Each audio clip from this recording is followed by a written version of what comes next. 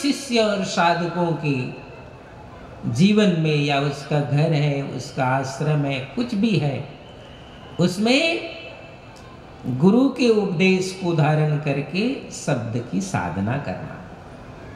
संतों शब्द साधना कीजिए, वो तो बीजक में लिखा है, संतों शब्द साधना कीजिए। मतलब शब्द की ऊंचाई कितनी है, तो वो शब्द कहता है जिस शब्द से राम प्रकट गए सोई शब्द लख लीजिए, संतों शब्द साधना कीजिए। यह अस्तित्व कहां से प्रकट हुआ, ये सृष्टि कहां से प्रकट हुई, ये जितने अवतार परंपरा कहां से प्रकट हुए, उस शब्द को लखना। इसलिए साहब कहते हैं संतों शब्द साधना कीजिए, उस शब्द का साधन करो। और उस साधना के साथ साथ साहब ने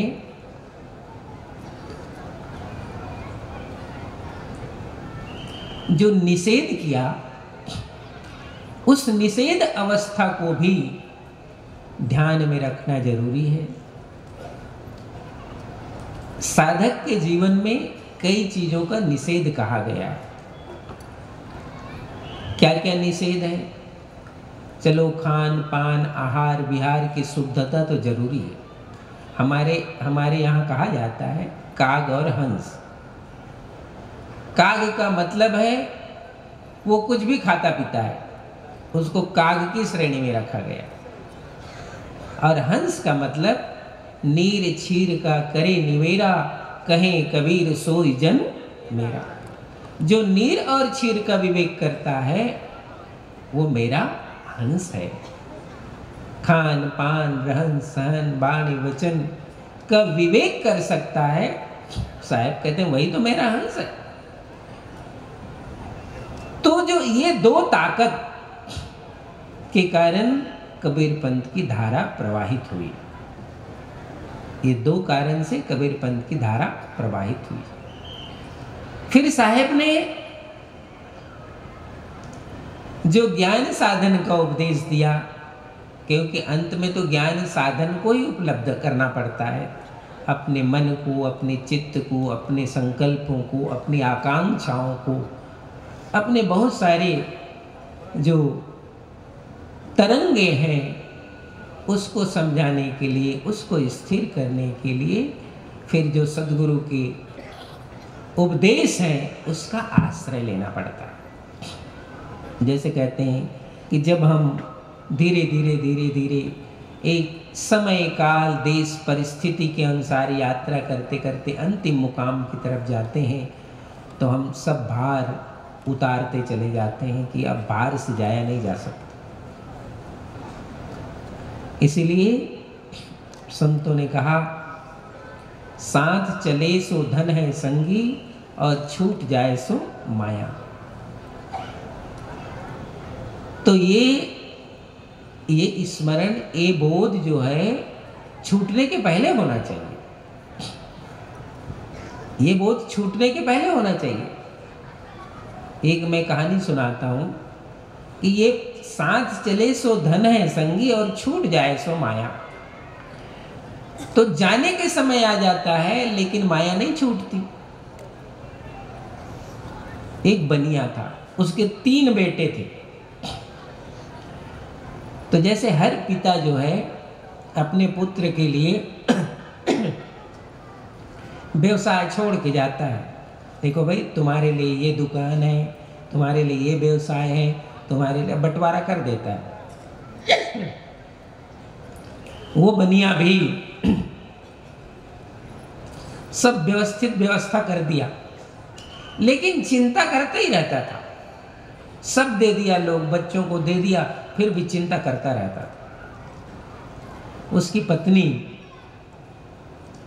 जब अंतिम समय आने वाला था तो उसकी पत्नी ने सोचा कि ये जो मेरा पति है बनिया, लगता है अब इसको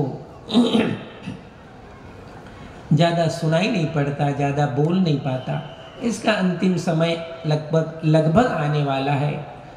तो उसने सोचा कि मैं अपने बेटे जो बिजनेस करते हैं बाहर, उनको बुला दूं, उनको कह दूं कि भाई अपने पिताजी से अंतिम समय में मिलने सब चले आओ, अंतिम समय अपने पिताजी से मिलने चले आओ, क्योंकि लगता है अब इसका ज़्यादा वक्त नहीं है। तो बच्चे माँ की सूचना प्राप्त करके सब जल्दी जल्दी लोग घर आ गए। उसकी पत्नी अपने पति के कान में कहती है कि देखो जी, अब तुम्हारा अंतिम समय है, ये तुम्हारे तीनों बेटे यहाँ पर आ गए हैं, तुम उसको अपने अंतिम समय में कुछ कह दो। तो वो बनिया अंतिम समय में कहता है कि सब दुकान छोड़ के आ गए, दुकान में कौन है, कोई मैं मर थोड़े गया।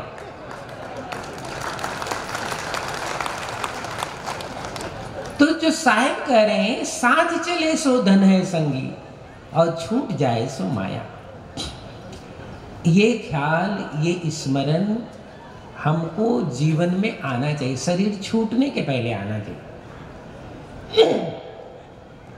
यदि ये स्मरण शरीर छूटने के पहले नहीं आता है तो आप सोच लो वो माया बहुत प्रबल है, वो माया बहुत प्रबल है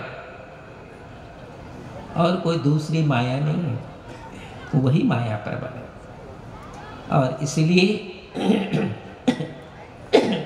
महापुरुष कहते हैं तुम मालिक बनो, तुम मालिक बन जाओ, और जिस दिन तुम मालिक बनते हो उस दिन तुम छोड़ सकते हो। और जब कोई दूसरा मालिक है तुम्हारे सिर पर, तुम कभी नहीं छोड़ सकते। और हो सकता है किसी के लिए उसके सिर पर उसका धन ही मालिक है, किसी के सिर पर कोई मालिकता है। जिस दिन आप मालिक हो जाते हो वास्तव में, उस दिन हर चीज को आप छोड़ सकते हो, और जब तक मालिक नहीं हो आप नहीं छोड़ सकते। सद्गुरु तो यही बताते हैं, तुम जीते जी मालिक बन जाओ तो जो चीज चाहोगे वो छोड़ सकते हो। ये ज्ञान है, इस ज्ञान को उपलब्ध होना। और इसीलिए धनी धर्मदास साहब का, ये हम धर्मदास साहब के नाम के पावन पंडाल में बैठे हैं, बांधवगढ़ नगरी। धर्मदास साहब से जब ज्ञान प्राप्त किया तो उसके मुख से आवाज निकली, एक करुणा, एक उद्गार निकला, मेरे निर्धन को धन सपना। एक छोटा सा शब्द है, उसको ख्याल आया कि हे सद्गुरु, मैं तो निर्धन था, आपने कुछ ऐसा धन मुझे दे दिया कि उस धन का मैं मालिक हो गया। मेरे निर्धन को धन सतनाम। तो सद्गुरु ने उनको एक शब्द दिया, उस मालिक का शब्द दिया, उस मुकाम का शब्द दिया। तो उसने समझ लिया कि ये जो शब्द है यही मेरा धन है, इससे बड़ा और कोई धन नहीं है। तो वो जीते जी समझता है। जब आप जीते जी मालिक बन जाते हो तो जिसको चाहो उसको छोड़ सकते हो, ऐसा कुछ छूटता नहीं। कितना ही उपाय कर लो कोई चीज छूटता नहीं है। और दूसरी चीज, बोध से ही छूटता है। जब तक बोध नहीं होता तब तक कुछ नहीं छूटता है। बहुत लोग प्रार्थना, पूजा, उपासना बहुत करते हैं, लेकिन बोध नहीं होता। और बोध नहीं होता है तो घूम फिर करके आप वहीं के वहीं चले आते हो। तो साहेब सद्गुरु हमें ये समझाते हैं कि कबीर साहेब का जो मार्ग है, एक तो सद्गुरु की उपासना का मार्ग है, खान पान आदत आचरण शुद्ध रखना, और जीते जी ये समझ लेना कि साथ चले सो धन है और छूट जाए सो माया। तुम्हें शब्द और साधन का इतना बोध होना चाहिए कि साहेब जो छूट जाएगा वो मेरे चित्त से आज ही मैं स्मरण कर लूँ, आज ही मैं क्या ख्याल कर लूँ कि ये छूट जाने वाला है।